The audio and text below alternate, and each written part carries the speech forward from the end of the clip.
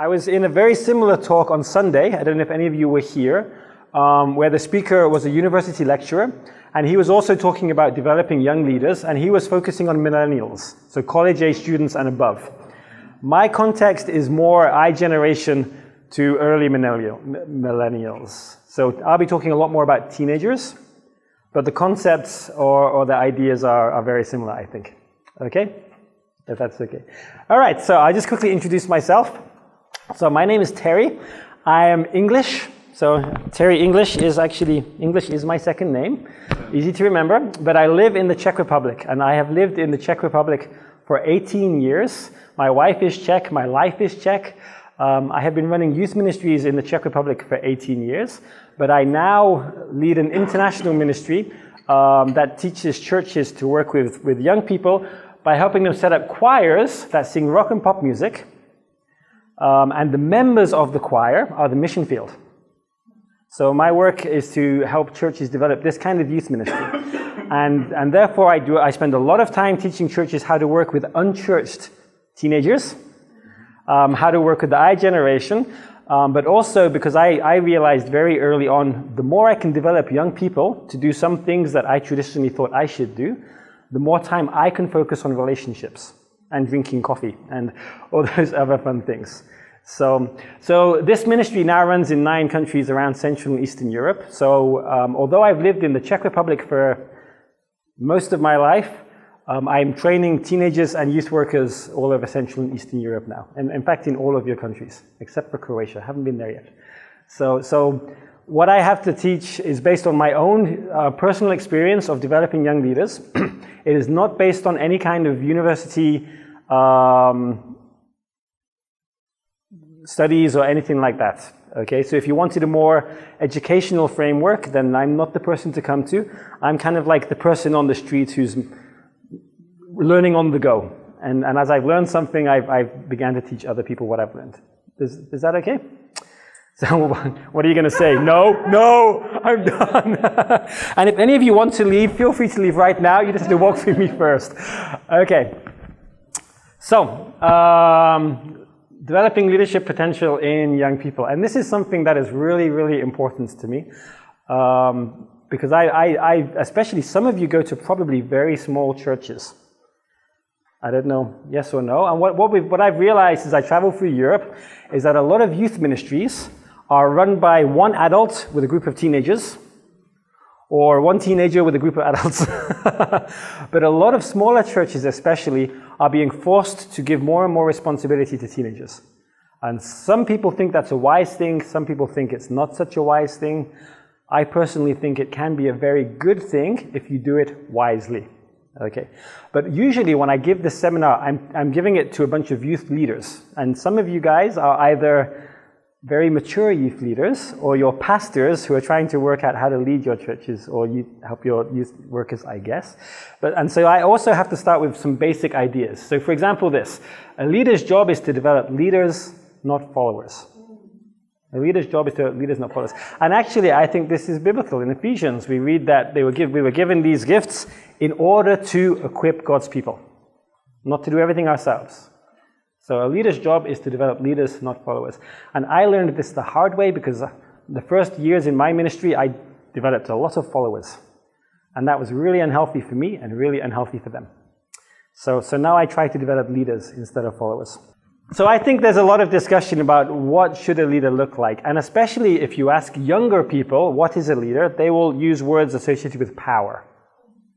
Because that's what they see on TV, on the movies. Leaders are the ones with the power. And I don't think necessarily that that's the entire story of what a good leader is.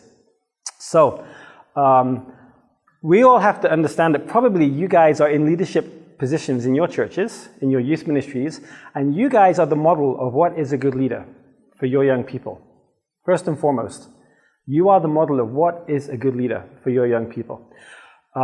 There's a book called The Leadership Challenge. I don't know if you guys have read that, by Kouzes and Posner. It's a very, very good book. And they talked about 5 characteristics of a trusted leader. So they did a lot of surveys in America, and very large organizations, very small organizations, businesses, churches, and they asked people, what kind of leader do you like to follow?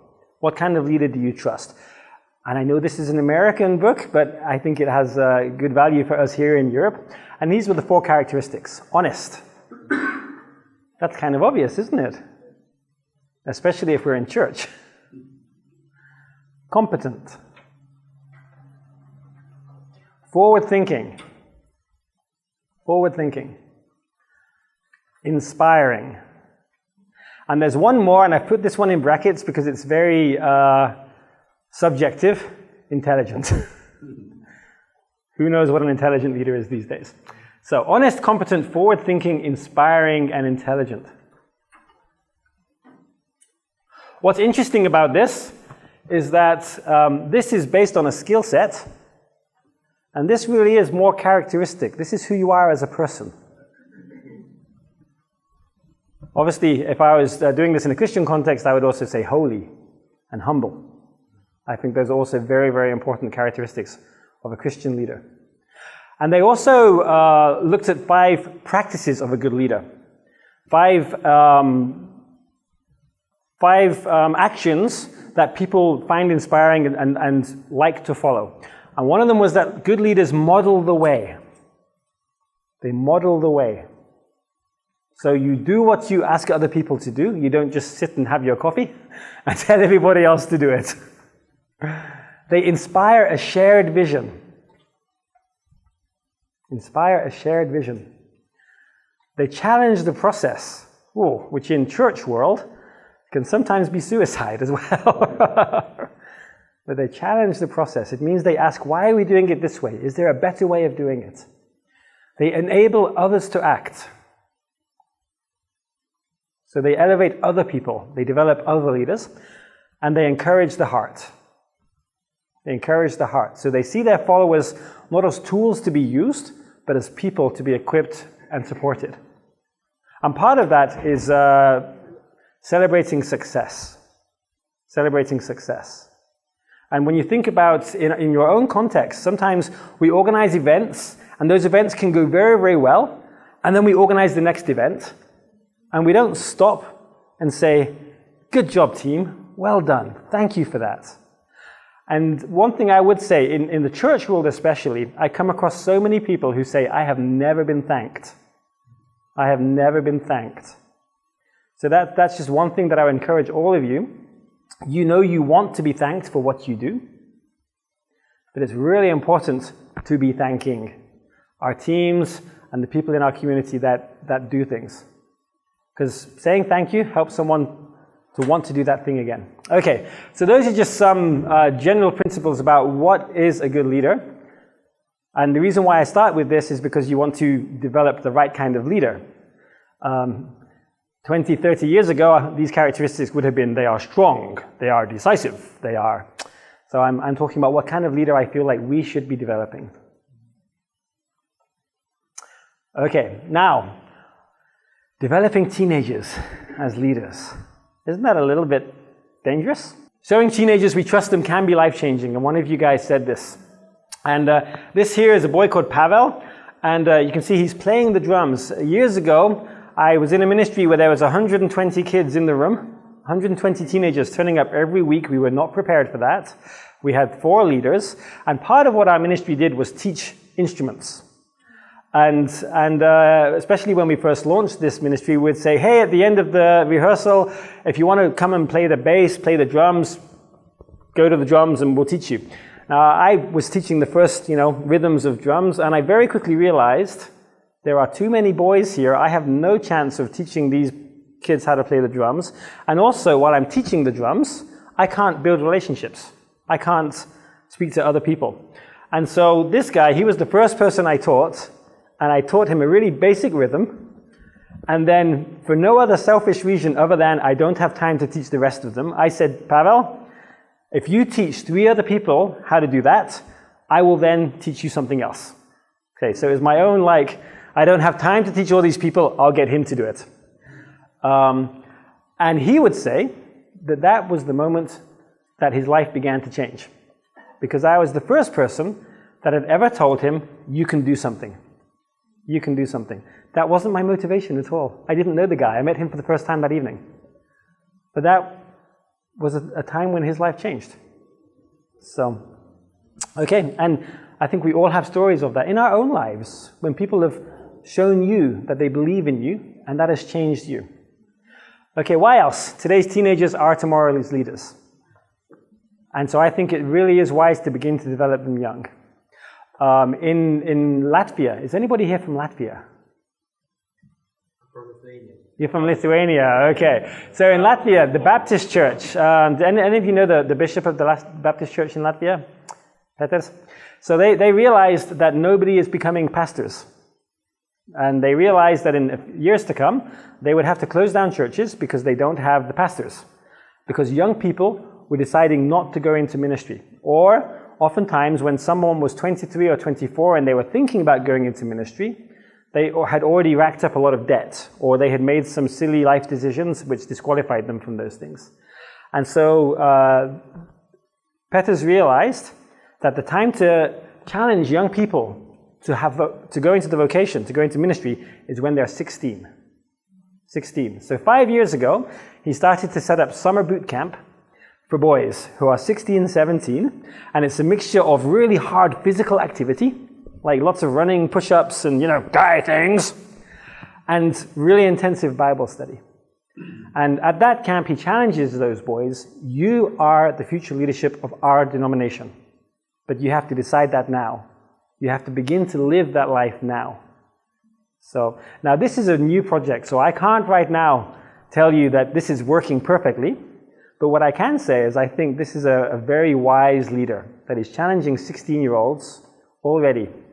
Because I think 25, 26, sometimes it's too late. Okay, delegating enables you to spend more time on relationship building. When I was a teenager, we were a very modernist society, which meant that if someone said something and they were an authority, I believed them.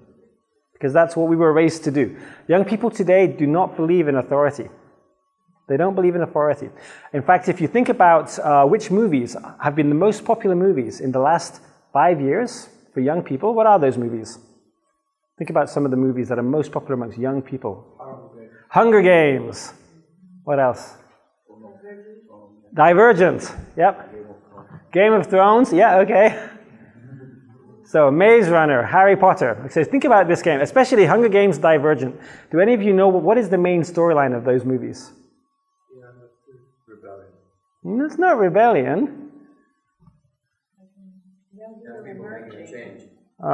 It is that the world is a terrible place, and we, the young people, have got to put it right.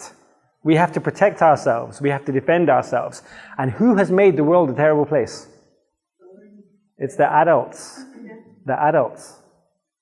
And that's what young people are being fed these days. A narrative that they have to make it work themselves. That they are inheriting an earth that we, older people, have destroyed. Yes, it is true. But that also means that we can no longer assume that young people will respect our position of authority because we have a title of pastor, youth leader, something like that. We can no longer trust that when we share the truths of the gospel with young people, they will accept it because I'm a position with a PowerPoint in the front. How do young people accept authority these days? It's through dialogue and relationship. Through dialogue and relationship. We have got to build relational capital with young people. And so by developing young people as leaders, you're spending time with them, but it also means that in your programs, younger people are running the program side of your ministry, and you can focus on building those relationships, which is vital with changing lives today.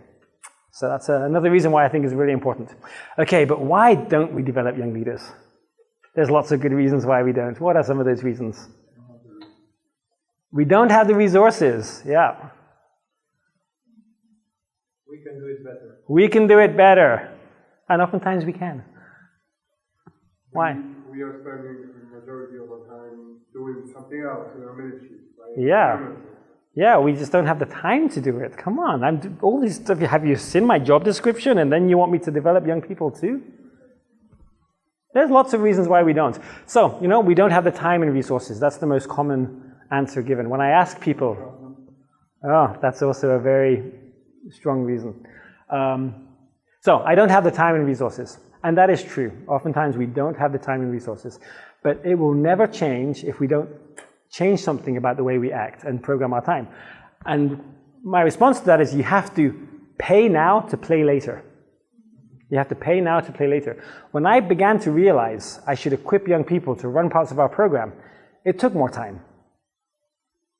But after 6 months, I had way more time because they were taking care of things that I used to have to take care of. So initially, I had to invest a lot of time and energy. But eventually, the investment came back way, way more. So that's one reason. Another reason why we don't do it. I can do it better, faster, more easily. And probably you can because you've been doing this for a lot of your life. This is your profession. Some of you went to seminary to do some of these things. Yes, that is true. But to be honest, we all started somewhere. We all started somewhere. And occasionally along comes someone like Veronica who can do it better than you. You just don't realize it yet. So my context is that I conduct choirs. And I'm not going to say I'm a great conductor, but I've been doing it for many, many years. And so in one of my choirs, I didn't let the teenagers conduct because I didn't want the level of the choir to drop. We had a reputation to uphold. But someone asked me if I would give Veronica a chance to conduct the choir. And so I began to meet with her. And what I decided to do was teach her first how to arrange songs for a choir. So I began to teach her to arrange songs. And actually, so what I did is I explained, this is how you arrange a song. And I arranged the first part of the song with her. And then I said, okay, I'm going to give you like an hour to arrange the next part of the song. And then we'll come back and I'll, critique it and help you understand how it could have been better. And I came back after an hour and I looked at her arrangement and I thought, I will never be able to arrange a song as good as this. She was way better than me. Way better than me. And she became a much better conductor than me. A much nicer conductor than me. So, really? But for such a long time, I had this mentality of, I'm the best. But she was way better than me. Okay. Other ideas. What if they make a mistake? Well, what if they make a mistake? They'll learn from it. Okay, let's be honest. They will make a mistake.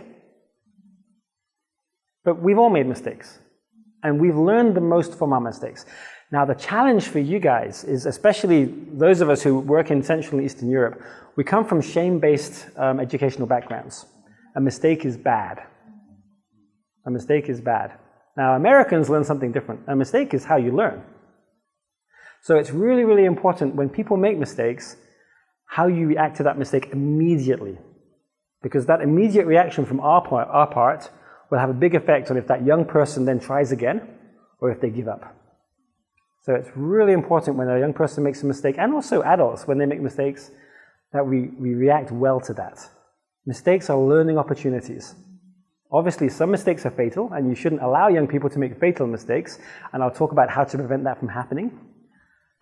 But mistakes are a part of the learning process, and how we react to those mistakes has a great effect on how those young people will develop in the future, and what kind of leader they will be, and how they will treat their subordinates who make mistakes in the future. And that's something to think about. You're not just developing leaders for one generation. You're developing a leader who will develop a leader, who will develop a leader, who will develop a leader, who will develop a leader. Lots of leadership potential here. Okay, too much responsibility will go to their heads. And it can happen. And that's where we have to be wise in choosing who and how we develop as younger leaders. But I've found in my experience, especially in Central and Eastern Europe, that this isn't such a big problem. People are a lot more humble than we think they are. Oh, and here's a good answer in the ministries that I work in. So we work with an awful lot of unchurched teenagers that are not yet Christians. I don't know if any of you guys have a similar context. So, and one thing I would say there is, in a lot of ministries that I've come across, they wait until someone becomes a Christian, and it's like, hallelujah, you're saved, now you can join the leadership team.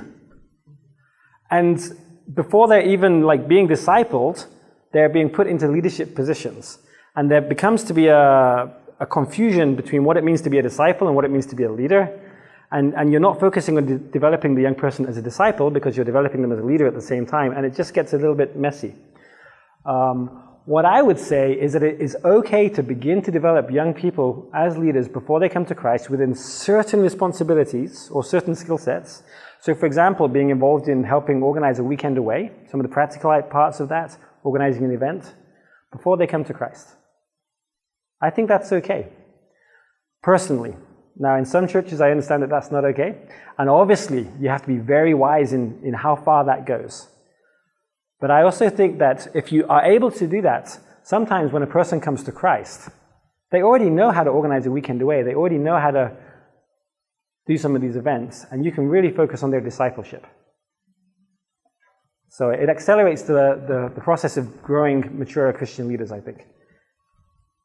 Okay, and here's the question. Were the disciples Christians?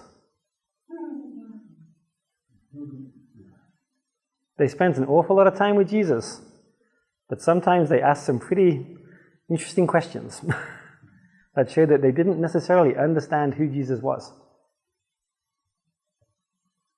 Okay, and I give Ziska as an example of that. She was 17 when she joined our ministry, and she already had a lot of leadership experience in various organizations in our city. We understood that in order for her to really become engaged in what we were trying to do, it would be helpful for us to involve her as well in some of what we were doing. And so we asked her if she wanted to help run one of our weekends. And actually, we invited her to do that after she'd been with us for only 5 weeks.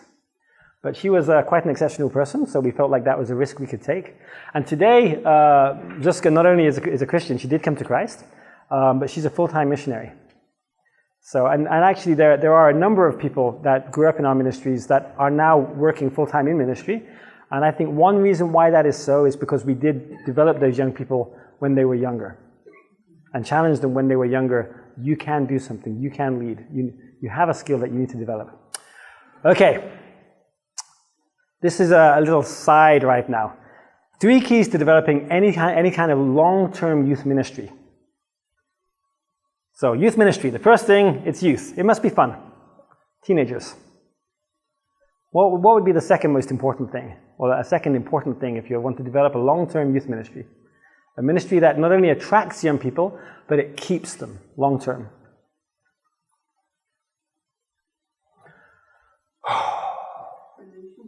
Oh, thank you. Yes, it must be relational. Relationships. Young people are tribal. They're all about community these days. So yeah. It must have a community. Your ministry must feel like a community. Young people feel like they belong there, they're safe there. And the best way to create that kind of community if you have a shared goal. Some kind of a shared goal. Now, there's a third and missing ingredient. And when I look at a lot of churches, this ingredient is missing. In Slovenia, anyone here from Slovenia? So for a number of years, churches were understanding that they were having problems keeping young people. But they looked at the firemen's groups and saw that they kept their young people. They looked at soccer groups and saw that they kept their young people. So what was the church doing wrong? Because they were fun, they had Americans, they were creating a community, which in America would have been enough. Why wasn't it enough in Slovenia? Why isn't it enough in Central and Eastern Europe? So what do you think is the missing link here? Well, they did a study, and they looked at young people who do stay with other groups, and they realized that the missing link was this: personal development. The young people felt in the firemen's brigades, in the soccer groups, that they were learning something. They were becoming a better person. They were helping their community. In America, you don't need this, because your schools, the school system is based all around this. In the American school system, you are taught, you will be the president one day. In our school systems in Central and Eastern Europe, this is not what we're taught. This is not what we're taught, but it's what young people desperately need to feel. And so if our youth ministries can offer that, some kind of that they feel like I am growing, I'm becoming a better person, I'm learning a skill that I want to learn, that is a ministry that will keep those young people. And obviously, I'm not saying that this should replace the Bible, and this should not replace discipleship. But especially until the point where a young person accepts Christ, this is what will keep them coming week after week, where you can build that relationship where they can accept Christ. So, okay, now as a side note, in the last 3 years I've become very involved in working with adults in my own city. God convicted me a while ago that I spend too much time with teenagers, and actually I don't even know the names of my neighbors.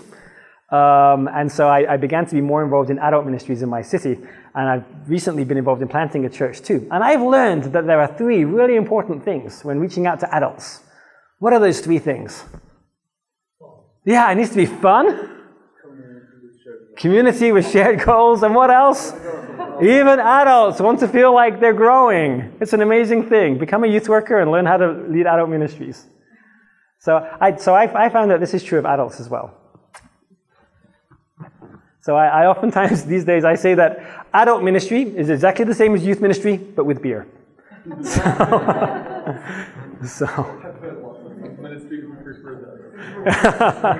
Okay, so. But how do we? So I've spoken about why we should develop young people practically, well, how can we do it? What did Jesus do?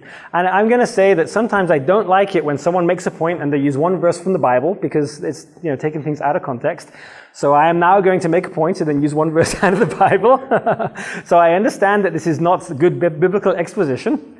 But I think it does share my point. And what I'm going to do first is just give random examples, and then I'll talk about process and how we can develop young people as a process. So the first thing, he saw and called out potential. John 1:42. Does anyone know what that is? And by the way, these are going to be good ways of calling out and raising up any kind of volunteer at this point. Yep. Is that the calling of the disciples? Yeah, is when he specifically called out you. And oftentimes, young people would not self-volunteer themselves, but we can see in a young person something, an ability, some kind of, you can tell when a young person is a natural leader, because people do defer to them. And oftentimes they will develop that leadership ability in a good way or a bad way. And so it's for us to go to that young person and say, hey, I can see this ability in you, and I would love to help you develop these skills to a way that can have a good effect. And I don't know if any of you guys have heard of Pip Wilson. He's trained hundreds of youth workers in the UK. He's a bit of a guru in the UK. And he would tell a story about when he was in his Royal Rangers. It's like a Christian Methodist youth group. And he was the rebel. He was the worst guy there. And his youth worker came to him, or the leader came to him one day and said, I have 2 choices with what to do with you. I can kick you out, or I can make you a leader. There is no third way, because you're already an influencing person in our ministry. I can kick you out, or I can make you a leader. And thankfully, that particular leader chose to make Pip a leader and frame him and develop him in that way. And now Pip has had an amazing influence on hundreds and hundreds of youth leaders. So that was a great choice. So you see and call out potential. And actually, in any volunteer setting, if you want to volunteer for any of your ministries, the worst possible thing is to stand at the pulpit and say, we need volunteers for the drying up the cups ministry after church. Who wants to volunteer? It's the worst possible way to try to get volunteers. The best way is to say, hey, I think that you, Ramonas, what is your name? Ramonas? Yeah. I pronounced it right. Yeah. Ramonas, I can see in you this great potential. And I wonder if you'd have some time to help us with this. Okay. So just in general, with any ministry, with any need that your church has, please don't just stand at the front and say, somebody help us. Don't talk about the need. Go with someone individually and share the vision and say why you think that person is the person for that role. So that's just an aside. Okay, what else did Jesus do? He invited them to be with him. And there's lots of different passages which talk about Jesus spending time with his disciples. This one in Matthew is actually about Jesus calling Matthew. What happened there? He called him, and then what did he do? He went to dinner with him. So he immediately spent time with him. And especially with young people today, we need to spend time with them. It's not enough to give young people or an objective lesson in leadership and then say, off you go. Young people need to be walking alongside us. as we lead. So it's really important that we spend time with young people. And sometimes we can think, that means I have to do more work. That's more work that I have to do. But not necessarily, because sometimes there are things that we are already doing in our ministry lives that we can invite someone to do with us. If you're already going to teach somewhere as a guest teacher, you can invite someone to go along with you. And that will keep you awake in the car as you're driving back home as well. You have someone to speak to. So we don't necessarily have to make more time. We can just invite young people to be doing with us what we are already doing. Okay, he gave them jobs to do. And I'll talk a little bit about that later. But one thing with developing young people is that when you ask them to do something, there needs to be meaning behind what it is you're asking them to do. They need to understand, why is this important? And they'll be willing to do even meaningful things, meaningless things, if they understand why this is important. So he gave them jobs to do. In this case, this is the feeding of the 5,000. Jesus was telling them, well, you go feed them. Oh, that was an interesting challenge. You go feed them. So he gave them a challenge that they couldn't fulfill, which made them come back to him. Okay, and when a young person does something for the first time, they must be successful. They must be successful, especially in our context. Because if you do something for the first time and you fail, are you going to do it again? A lot of us won't, especially younger people, especially girls. They try to do it once, they fail, I'm useless, I can't do it. So when you ask a young person to do something for the first time, it could be leading worship in your youth group. It could be something as simple as leading the game, the opening game in your youth group. Anything, you must set them up for success. You must set them up for success. Because if they fail once, it'll be really hard for them to pick themselves up and try again. And we know this from our own experience. Okay, and he gave them clear and detailed instructions. This verse, Matthew 10, anyone know what that is? It's when he sent out the 12. And they were pretty clear. In fact, let's have a look at these detailed instructions. Matthew, Mark, Luke, and John. Okay. So this is what he said. Do not go among the Gentiles or enter any town of the Samaritans. So they knew where they shouldn't go. Go rather to the lost sheep of Israel. So they knew where they should go. As you go, preach this message. The kingdom of heaven is near. So I'm telling you exactly what to say. Heal the sick, raise the dead, cleanse those who have leprosy. So this is exactly what you should do. Do not take along any gold or silver or copper in your belts. What you should not do. Take no bag for the journey, or extra tunic, or sandals, or a staff. These are pretty detailed instructions.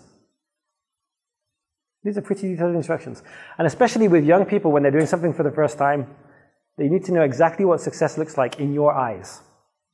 Because sometimes we can say to somebody, do that, and they think that looks like that, and you think that looks like this. And so they do that, but you wanted this. And there's a problem. So especially when developing younger leaders for the first time, be very, very clear with what you expect them to do, how you expect to do it, the time frame, the resources, who they should do it with. Like so clear. The more clear you are, the more likely they are to be successful. And you could say, but that's micromanaging. And I'll talk about that in a little bit. Okay, what else? He asked and answered questions. Who do you say I am? Who do you say I am? And it's really important with developing anybody in any skill is to help them understand the why behind the what. Anyone can teach the what, but the why is really important because without the why, you can never improve the what. Okay, and he used teachable moments. And in youth ministry, of which there will be many. So, and this was talking about mistakes again. People make mistakes all the time, and these are wonderful teachable moments. We make mistakes. So these teachable moments aren't just that teenagers do. But one of the most powerful things I did in the development of one of my young leaders was that I apologized to him. And he was very surprised because no one in his life who was an adult, his parents or his teachers, had never apologized to him before. and never said, this was my fault, not your fault. And that had an effect on that young person. So teachable moments don't necessarily need to be just the mistakes that they make, they can be mistakes that we make. Okay, and what else do we have here? And he gave feedback. And this is something that very often is missing. When someone does something for the first time, good job, off we go. And we don't unpackage that. We just move on. We don't celebrate the success. We just move on. I think it's really, really important to give feedback. Even if everything was perfect, sit down and say, this is why this was perfect. And if it wasn't perfect, help the young person understand what could have been done differently. So he gave feedback. Okay. Have any of you read a book called Situational Leadership by Ken Blanchard? Okay. Yep. So this, I think, is an extremely useful book in learning how to lead anybody. And there are basically 4 processes in situational leadership. The first time someone does something, you need to be very directive. You direct them. Do this, do this, do this, do this, do this. So I'll give you an example. My son is 4 years old. Last year, coffee again. Last year I taught him to make me coffee. We have an espresso machine, so it's not so difficult. But I decided last year that my son would learn how to make coffee, a 3-year-old. And so the first time I wanted to teach him to make coffee, what did I do? I had everything there, ready that he needed, and I told him, pick up this, open that, put this in that, close that, take the cup, put it there. Like every single step, I told him what to do along the way. And so I was highly directive. I was not very supportive. And in leadership behavior, we have directive behavior, which is kind of like one way, do this, do this, do this, do this, and supportive behavior, which is more questioning. What do you think we should do? Encouraging. Good job. So the first time he did this, I was highly directive. And the first time a young person does something in your ministry, you need to be highly directive. Even if they think they know how to do it, you should be highly directive because you want them to be successful. And especially if it's a public ministry, you need them to be successful for yourself as well. Because if we make mistakes in front of our whole congregation, sometimes it takes a long time for some people in our congregations to forgive us as well. So highly directive. Then the second step is coaching. Now, coaching behavior is still pretty directive. Okay, I as the leader, I still know exactly what the outcome should be, and I'm not going to let my follower make too much of a mistake in getting there. I'll let them maybe make a couple of little mistakes, but not a big mistake. I know what the outcome is, I know how they should get there, I'm still being pretty directive in how they get there, but I'm also saying, what do you think we should do next? What do you think? But if they give the wrong answer, I say, well, I don't think so, let's do it this way. Okay, so you begin to ask, what do you think? So you're asking the young person to think for themselves a little bit, but you're still deciding this is the path we're going down. Does that make sense? Okay, and then after that you have supportive behavior. Supportive behavior is what feels a little bit more like delegation. Supportive behavior means that the person knows that they are responsible for making this happen, but you are walking alongside them. You're there right beside them. You're not being very directive anymore. You're not telling them what to do, but you are asking them questions. How's it going? Have you spoken to this person? Is there a better way of doing that? You're asking them open-ended questions, which helps them to think. And then you delegate.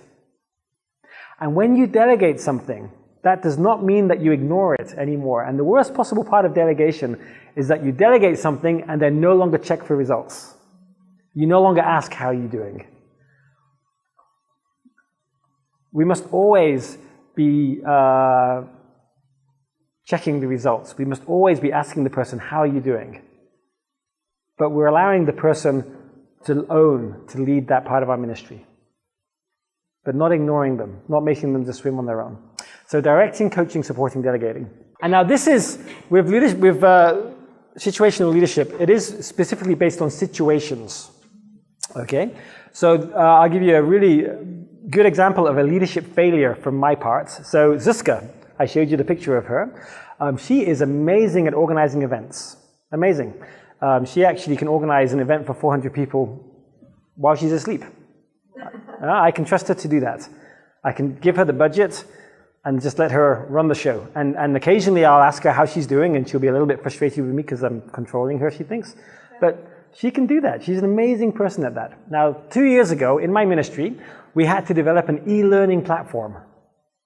And so I'm thinking, who can I give this to? Someone that I trust to get the job done. Well, with all the big events we've ever run, Zuzka has got the job done. So, e-learning platform, Zuzka, please develop an e-learning platform for us. So, what am I used to doing with Zuzka? I'm used to delegating with her. So that's what I did. Zuzka, e-learning platform, off you go. I trust you. Right? It was a very, very bad 6 months for her and for me. For her and for me. And it took me a while to realize I'd made a massive mistake because, and I was saying, I trust you. And she was saying, but I've never done this before. And in retrospect, maybe some of you are sat here thinking, are you an idiot? Like, none of us can develop an e-learning platform. Why would you give that to someone to do with no support? I thought I was supporting her. I showed her I trusted her. She knew that whenever she has a problem, she can come to me. But that's not at all the kind of leadership she needed. She needed she needed very directive leadership at the beginning of that process. She needed to be told, this is what you should do. These are the people to speak to. Go, go, go, go, go. Okay. Can I ask what's then the best of those four? There is no best. So all four are okay. Okay. Okay, well look at it this way. It's a flow. It's a flow. So as you're developing your young leaders, the first time you've given them something to do, so for example, let's pick an easy one, like leading games in your ministry. You're being very directive. You pick the game for them. You tell them, this is how you explain how to play the game. This is how long you have in the game. This is what I expect the outcome to be. Okay? The second time, or the third time that they're leading the games, you're coaching. You're saying, hey, we can pick one or two of these games. Which one would you prefer? But you're not letting them pick a third game. You know what the outcome will be, but you're allowing them to tell you what the outcome will be. The third time, or the fourth time, or, they're doing the games, you say, hey, you have the games, so you know that it's 10 minutes or 15 minutes of our program. What are you going to do? And you let them choose the game. And you ask them, well, how are you going to explain this game, or what resources do you need? But you let them run the show. And the fourth time, you just say, hey, you're running the games next week, is that okay? Yeah, that was a really simple example. So all of these leadership styles are correct, but what is not correct is staying in one of these styles forever. Like, we cannot lead in one of these styles. We have to learn to lead in all of these styles, and it takes time. It's really hard. And what's really interesting about this whole concept of leadership is that it's the student that can dictate to you what kind of leadership you need. So now when I give Zuzka a new task to do, I ask her, which of these behaviors would you prefer to have from me? And that helps her dictate to me what kind of leadership she needs. So now with a teenager that you're doing this with for the first time, you don't give them the freedom to dictate. You tell them, this is how I'm leading you. This is how I'm leading you. But as your young people develop their own leadership capabilities, you can then begin to ask them, this is your task, what kind of leadership do you need from me? Okay, so this is from a book called Situational Leadership and the 1 Minute Manager by Ken Blanchard. There are other leadership models out there that are equally good, but this is the one that I personally have found the most helpful with my own specific leadership style, because I had a big problem of jumping from directing to delegating.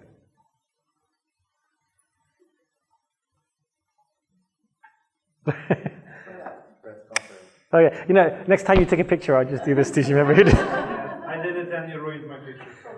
Okay. Ruined your picture. Okay, now if this is too simple for you, here's a couple of easier ways to remember this kind of thing. I hear and I forget, I see, I remember, I do, I understand. If Confucius said that, it must be clever. And here's another simpler way of looking at that model. So, I do it, I model. So if I'm, doing something, I'm showing people how to do it. I do it and you are with me, I mentor. You do it and I am with you, I monitor.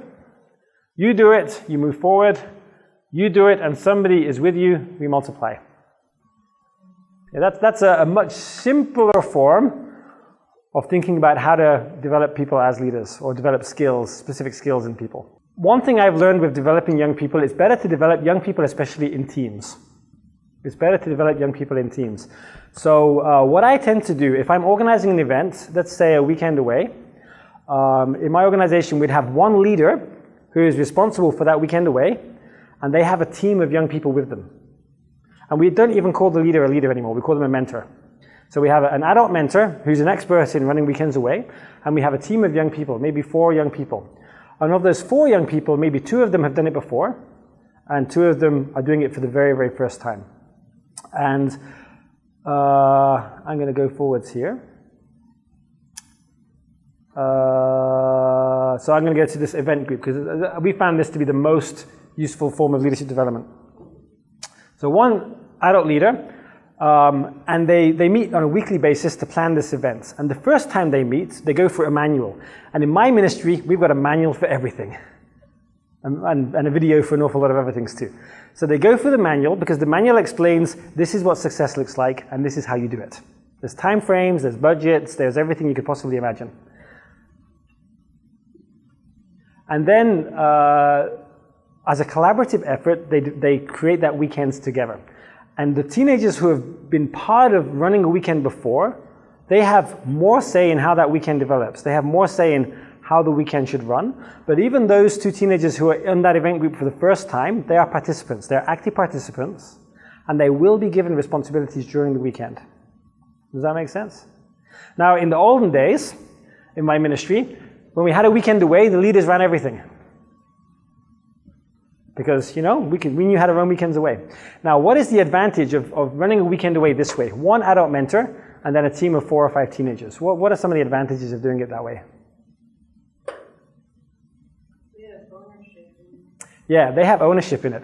And this is one thing about the I generation. The Y generation used to be passive consumers. Entertain me, I'm here. But the I generation want to be active participants. They want to be active participants, not passive consumers. So they feel ownership. Anything else?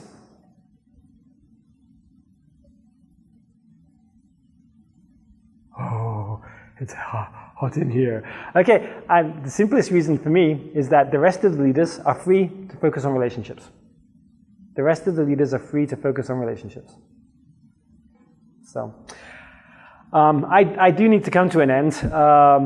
I can tell you that this style of leading and developing young people, it does work. Last week, 2 weeks ago, I ran an event for 650 young people, and that event had 100 volunteers. There were young people from all over Central and Eastern Europe. There were 100 volunteers at that event. Most of the volunteers were aged from 16 to 19. So from 16 to 19, and they are the people that ran the event. We had a leadership team of 10 people, and we were of varying ages, but the practical side of how the event was run on a minute-by-minute basis was run by a bunch of 16 to 19-year-olds. And it worked really, really well. Now, it takes a long time to develop that kind of ministry and that kind of model, and it's ingrained into our DNA that we develop young people in leadership potential. So when we run a big event now, we can count on young people knowing how to do these things. But I can tell you that if we begin to see young people as potential leaders and develop them as young leaders, it makes our lives an awful lot easier. And especially with the I generation, you're going to find increasingly, the more you involve young people in your processes, the more likely you are to keep those young people in your church and ministry, which means that the more likely they are to accept Christ and become disciples.